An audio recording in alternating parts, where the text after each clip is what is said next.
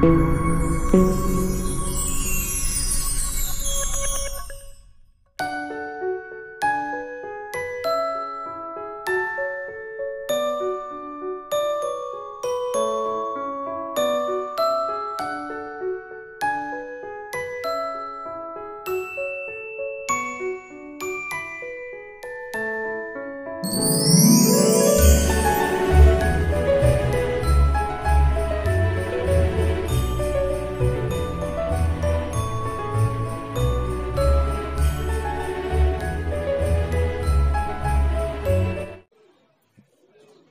Lord అండి. ప్రభువునందు ప్రియులైనటువంటి Jesus almighty కుటుంబంలో ఉంటున్నటువంటి అందరికీ నా వందనాలు. దేవుడు చేసిన మేళ్ళన్నిటి కొరకు హృదయపూర్వకమైన కృతజ్ఞతలు దేవునికి చెల్లించుకుంటూ ఈ దినము సహోదరుల కూడికను బట్టి దేవుడిచ్చిన ఒక ఆలోచన బట్టి మీ యొక్క సన్నిధిలో అందరితో ఈ వాక్యాన్ని పంచుకోవాలని ఆశపడుచున్నాను. హెబ్రీ పత్రిక 4వ అధ్యాయము 12వ వచనము. ఎందుకనగా దేవుని వాక్యము సజీవమై బలము గలదై రెండంచులు గల ఎటువంటి ఖడ్గము కంటెను వాడిగా ఉండి ప్రాణాత్మలను కీళ్లను మూలుగను విభజించినంత మట్టుకు దూర్చు హృదయం యొక్క తలంపులను ఆలోచనలను శోధించుచున్నది. దేవుని యొక్క వాక్యము సజీవమై ఉన్నది, రెండంచుల మరి ఎటువంటి ఖడ్గము కంటెను వాడిగా ఉన్నది. మరి రెండు వైపులా మరి బాగా వాడిగల ఖడ్గముగా ఉంటుంది. అది ప్రథమంగా మన యొక్క ప్రాణాత్మ దేహంలో మూలుగుల వరకు కూడా అది దూర్చు హృదయంలో ఉంటున్న తలంపుల్ని ఆలోచనలన్నిటినీ కూడా శోధించేదిగా ఉంటుంది.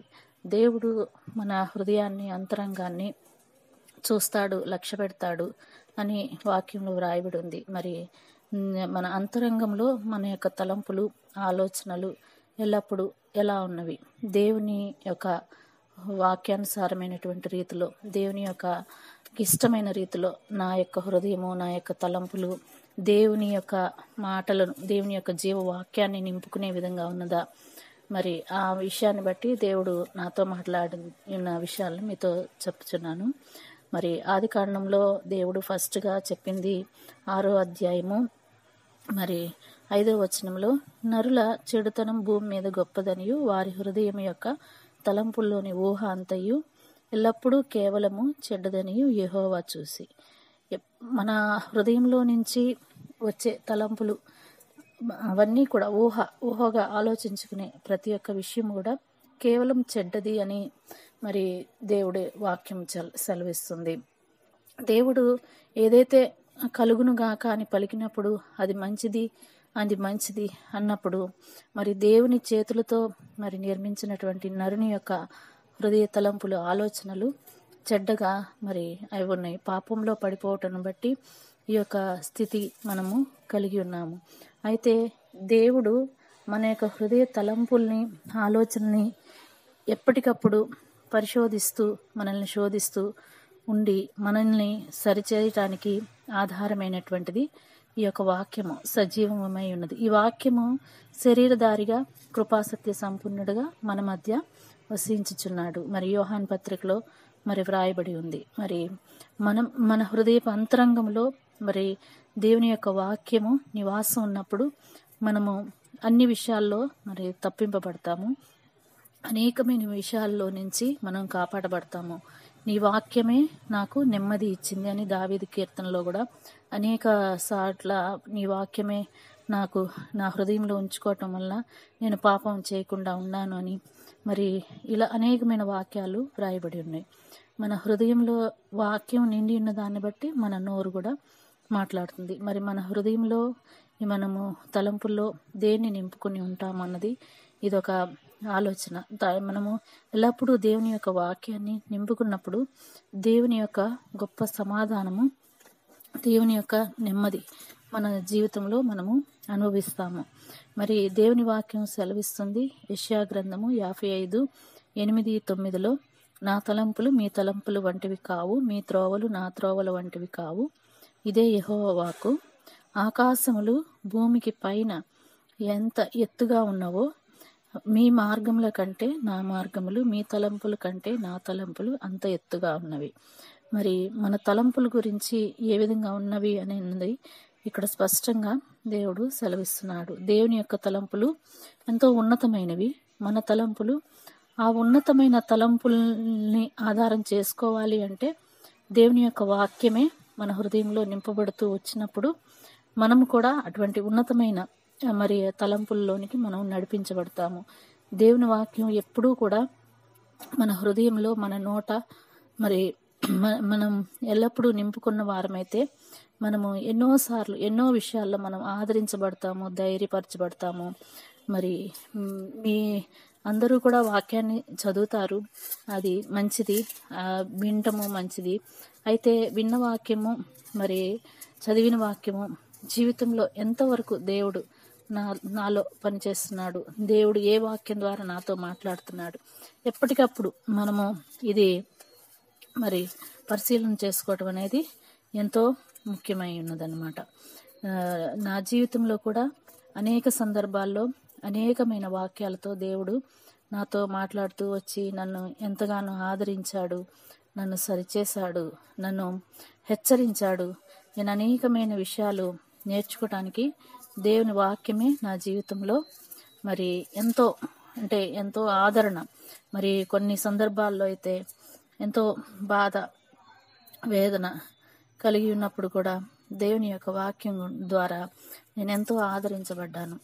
మరి ఒకరోజు ఇలానే దేవుని యొక్క దాసురాలు వాక్యం చెప్తున్నప్పుడు, నేను వింటున్నప్పుడు దేవుని యొక్క వాక్యం నన్ను ఎంత ఆదరించిందంటే, పరమగీతల గ్రంథంలో 8వ అధ్యాయము 3వ వచనము, అతని ఎడమ చేయి నా తల క్రిందనున్నది, అతని కుడి చేయి నన్ను కౌగిలించుచున్నది. దేవుని యొక్క మరి వాక్యం ఇది వ్రాయబడి ఉంది. అతని ఎడమ చేయి నా తల క్రింద ఉన్నది. నిజముగా మనము ఉంటున్న దుఃఖ పరిస్థితి అయితేనేంటి, ఆదరణ లేనటువంటి స్థితిలో, ఆ యొక్క స్థితిలో దేవుడి వాక్యం ద్వారా నన్ను బలపరిచాడు. మరి దేవుని యొక్క సన్నిహితంగా మనము ఉండడానికి మరి దేవుని యొక్క వాక్యంలో నుంచే మనము ఆదరించబడతాము. మరి యెషయా గ్రంథంలో కూడా ఉంది, ఒకని తల్లి వాణిని నేను ఆదరించినట్లు నేను మిమ్మను ఆదరిస్తాను అని. మరి నిజంగా చెప్పాలంటే స్త్రీలముగా మరి బలహీనులమే అయినప్పటికీ కూడా మనల్ని బలపరచగలిగింది దేవుని యొక్క వాక్యము.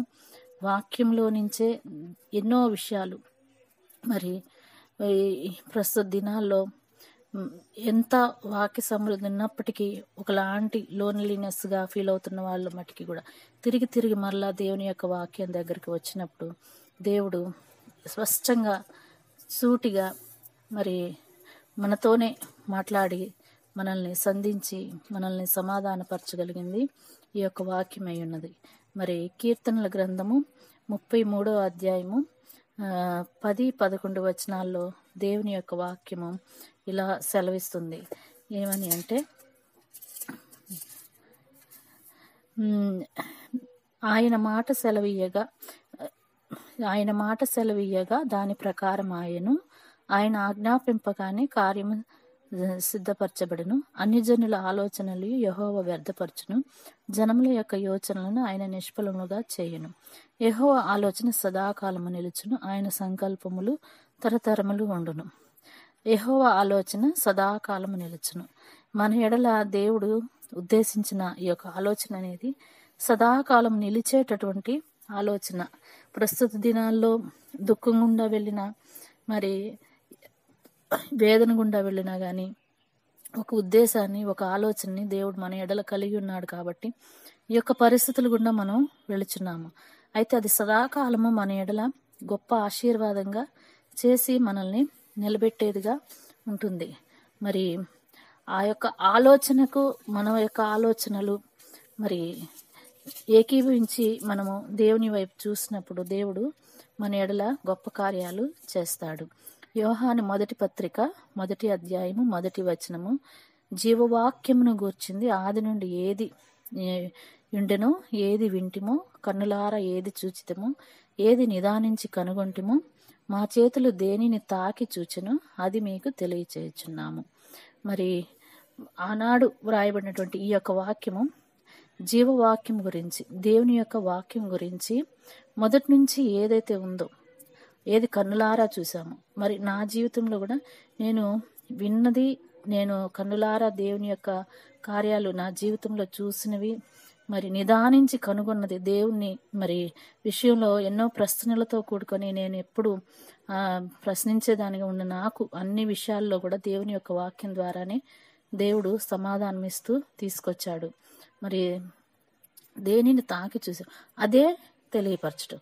మరి మన జీవితాల్లో మనము దేవుని యొక్క వాక్యానుసారమైనటువంటి మరి విధానంలో మనము పొందుకున్న మేళ్ళు, పొందుకున్నటువంటి ఆశీర్వాదాలు అవి మనం వెల్లడిపరిచినప్పుడు మరి వినేవారికి వాళ్ళ జీవితాల్లో కూడా ఎంతో గొప్ప ఆదరణ, ధైర్యము, మరి ఆ వాక్యం ద్వారా నెమ్మది కలుగుతుంది.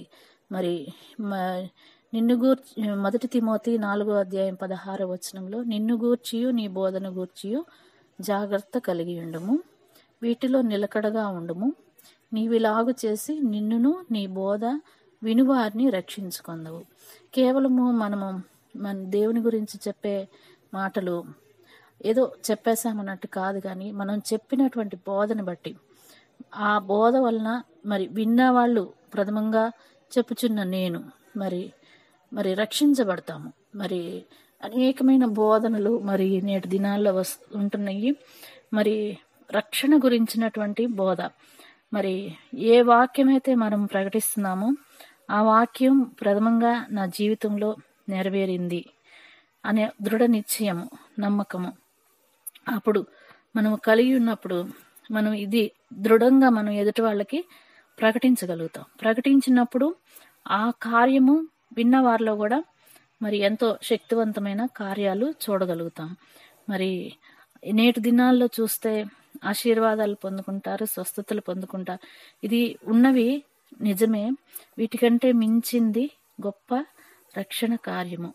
అది దేవుని యొక్క వాక్యము ద్వారా విన్నప్పుడు విన్న హృదయాల్లో మరి తాకబడి పరివర్తన చెందటం, దేవుని వైపు తిరిగినప్పుడు శ్రమలే కానీ మరి పరిస్థితులు ఏ వచ్చినా కానీ దేవుని కొరకు వారు నిలబడే స్థితి ఉంటుందన్నమాట. మరి కేవలం ఆశీర్వాదాల కోసం, స్వస్థతల కోసము దేవుని యొద్దకు వచ్చినప్పుడు అవి పొందుకొని తిరిగి మరలా వెనక్కి వెళ్ళిపోయే స్థితి ఉంటుంది.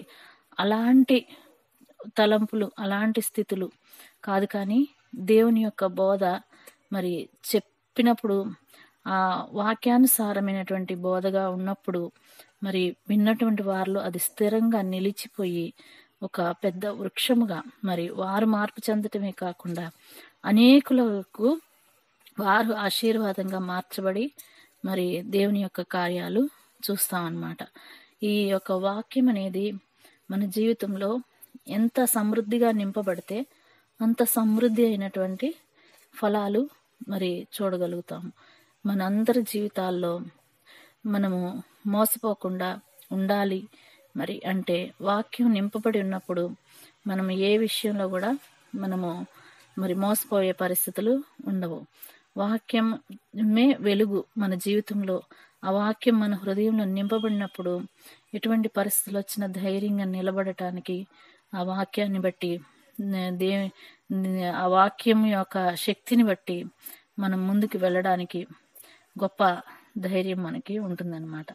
వాక్యంలోనే మనము ప్రతి ఒక్క విషయాన్ని వాక్యంతోనే మనము సరిచూసుకోవాలి. ఈ యొక్క అంత్య దినాల్లో మరి అనేకమైన బోధలు వస్తున్నప్పుడు మనము చెప్పిన బోధ విన్నంత మట్టుకు కూడా వాక్యంలో ఇది ఎలాగ ఉంది, సరిగా ఉందా, ఉన్నది ఉన్నట్టు చెప్తున్నారా లేదా, ఈ యొక్క విషయాన్ని మనము పరిశీలించి తెలుసుకోవాలి, ఆత్మ ద్వారా గ్రహించాలన్నమాట. మరి స్త్రీలని దేవుడు ఎంతో గొప్ప కృపనిచ్చి ప్రథమంగా సువార్త ప్రకటించే విషయంలో కూడా స్త్రీలకి ఆ యొక్క గొప్ప విషయాన్ని దేవుడు ఇచ్చాడు. మరి స్త్రీ బలహీనమైనప్పటికీ కూడా ఆ బలహీనమైన స్త్రీ యొక్క స్థితిని ఎరిగినటువంటి దేవుడు ఎంతో గొప్ప పాత్రలుగా దేవుడు వాడుకుంటున్నాడు. దేవునికే మహిమ కలుగును గాక. ఇప్పటి వరకు ఈ యొక్క జీసస్ ఆల్మైటీ కుటుంబంలో ఎంతగానో సేవా పరిచర్యను జరిగించడానికి కృపనిచ్చిన దేవుడు మరి సహోదరుల కూడికలో కూడా మరి నడిపిస్తూ తీసుకొచ్చారు. ఈ యొక్క సంగతులు గడిచిన మరి దినాల్లో మరి స్త్రీలు చక్కగా ఎలా ఉండాలి అని అనేకమైన విషయాలు తెలియపరుస్తూ వచ్చి ఉన్నారు. నేను విని ఉన్నాను. దేవునికే వందనాలు. ఎంతో చక్కగా మరి వాక్యాన్ని అందరూ పంచుకోవడానికి ఇటువంటి అవకాశాన్ని ఇచ్చిన జాషువా బ్రదర్ గారికి కూడా వందనాలు.